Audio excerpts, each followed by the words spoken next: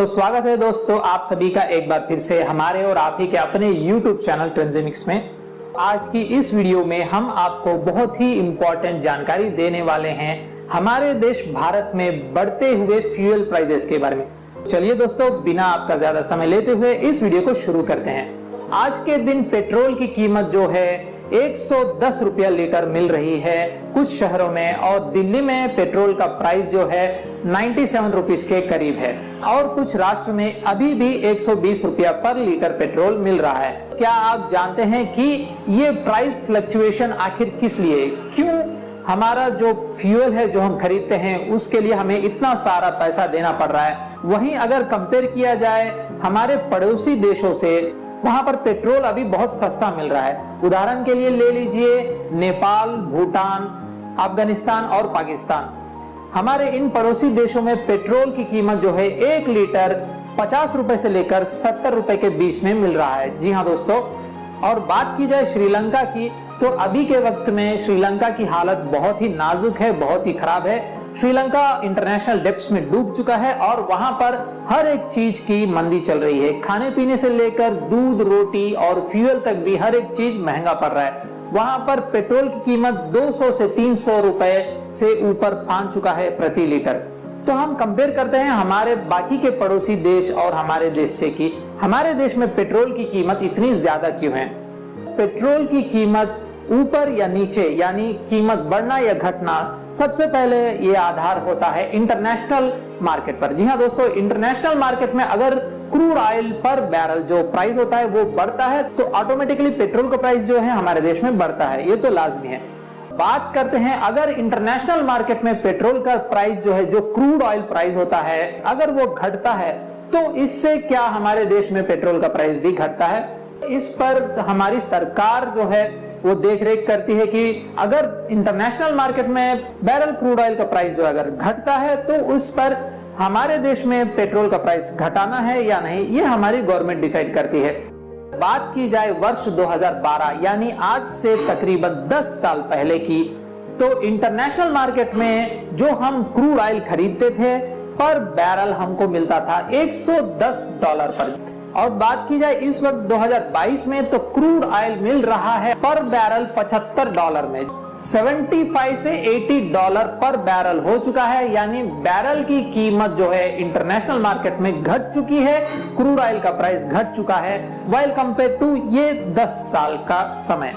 यहाँ पर सोचने वाली बात यह है कि जब $110 प्रति बैरल क्रूड ऑयल जब मिल रहा था तब पेट्रोल 65 रुपया लीटर था, और आज जब इंटरनेशनल मार्केट में 70 से $80 के बीच में क्रूड ऑयल का बैरल मिल रहा है, तो हमारे देश में पेट्रोल की कीमत इतनी ज्यादा क्यों है। तो चलिए आपको एकदम आसान तरीके से बताते हैं कि आखिर हमारे देश में पेट्रोल का प्राइस इतना ज्यादा क्यों है। वर्ष 2014 में हमारे देश के गवर्नमेंट ने पेट्रोलियम प्राइस पर जो प्राइस इंक्रीज और डिक्रीज का जो उनका जो डिसीजन रहता था उसे हटाकर पेट्रोलियम कंपनीज के हाथों में दे दिया, यानी पेट्रोलियम प्रोडक्ट्स को डिसेंट्रलाइज कर दिया गया है। यानी वर्ष 2014 से लेकर अभी वर्तमान में जो सिस्टम चल रहा है वो हर दिन यानी प्रतिदिन पेट्रोलियम प्रोडक्ट्स का प्राइस जो है इंक्रीज या डिक्रीज होता रहता है। ये सिस्टम अभी हमारे देश में चल रहा है। तो यहाँ पर जो है दोस्तों, अभी के वक्त में जिस प्रकार से हम इंटरनेशनली क्रूड बैरल को खरीद रहे हैं उस पर अगर कंपेयर किया जाए तो जो सिस्टम प्राइसिंग का 2012 में चल रहा था, अगर उस हिसाब से इस समय में हम प्राइसिंग को कैलकुलेट करें तो हमें पेट्रोल गिरना चाहिए 65 रुपए से 70 रुपए के बीच प्रति लीटर। लेकिन अभी के वर्तमान समय में हमें पेट्रोल मिल रहा है 110 से 120 रुपए प्रति लीटर।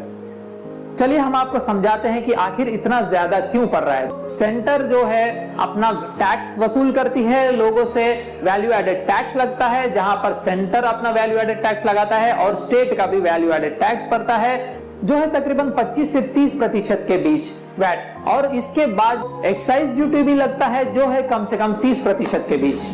उसके बाद देखा जाए तो यहाँ पर जो रिफाइनरी कंपनीज होती है, जो पेट्रोलियम के मैन्युफैक्चरिंग जो रिफाइनरी करती है कंपनीज, उनका भी इसमें कमीशन शेयर होता है, और साथ ही साथ जो डीलर होता है जो पेट्रोल को सप्लाई करता है लोगों तक लेकर आता है, उनका भी इसमें कमीशन मिला होता है, ये हो जाता है लगभग 5% तक। तो यहाँ पर देखा जाए तो कम से कम 65% तक गवर्नमेंट टैक्स वसूल कर रही है सारे पेट्रोलियम प्रोडक्ट्स पर, जहां पर हमें सिर्फ पेट्रोलियम पड़ता है 30% के प्राइस में, और हम इन बाकी के 65% का जो टैक्स होता है उसे हम बांधते हुए पेट्रोलियम हम खरीद रहे हैं 110 रुपए प्रति लीटर। अभी के लिए हमारे देश में एक्साइज ड्यूटी को थोड़ा कम किया गया था, क्योंकि पिछले 1 महीने से जो है पेट्रोल हर राष्ट्र में 120 रुपए प्रति लीटर से ज्यादा में मिल रहा था। अभी के लिए पेट्रोल जो है एवरेज 110 रुपए प्रति लीटर मिल रहा है। गवर्नमेंट जो है सबसे पहले पेट्रोल में सेंट्रल वैल्यू एडेड टैक्स लगाती है, फिर स्टेट अपना वैट टैक्स लगाती है, उसके बाद एक्साइज ड्यूटी, उसके बाद रिफाइनरीज और जितने भी जो डीलर्स है पेट्रोल के वह अपना कमीशन शेयर जोड़ते हैं, तब जाकर कस्टमर को पेट्रोल मिलता है जो है अभी के लिए 110 रुपए प्रति लीटर। क्यों ना इस टैक्स को कम कर दिया जाए और पेट्रोल का प्राइस को कम कर दिया जाए, लेकिन यहाँ पर ये मुमकिन नहीं हो पा रहा है दोस्तों, क्योंकि हमारी सरकार जो है वह जो पुरानी सरकार थी उन्होंने कुछ ऑयल बॉन्ड्स खरीद रखे थे, उन ऑयल बॉन्ड्स का जो है रीपेमेंट करने वाली है इसी वर्ष 2022 में। तो यहाँ पर अगर इंटरनेशनल बाजार में क्रूड ऑयल का जो प्राइस घटता है तो हमारी गवर्नमेंट चाहे तो प्राइस को घटा सकती है, लेकिन जो हमारे देश ने जो पेट्रोलियम बॉन्ड्स खरीदा है वह 1 लाख करोड़ तक है दोस्तों। तो कहीं ना कहीं इस कर्जे का भरपाई जो है हम कॉमन पब्लिक ही करते हैं। अगर अपर क्लास को ले लीजिए, पेट्रोल के प्राइस पर इंक्रीज होने पर उन्हें किसी भी प्रकार की कोई दिक्कत नहीं होगी, और लोअर क्लास वाले लोग जो पेट्रोल का उपयोग नहीं करते, लेकिन जो मिडिल क्लास के पर्सन्स है उन्हीं को इसका मुआवजा भुगतना पड़ रहा है।